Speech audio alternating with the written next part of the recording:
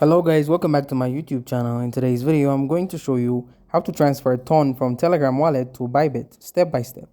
So to do this, open up Telegram and just search wallet and open it up now. Once you're in your wallet, whether it's the ton space or wallet, you just want to go and click send and then choose ton coin now. If you're using the wallet, you will probably see this. So then first select external wallet and then select ton coin.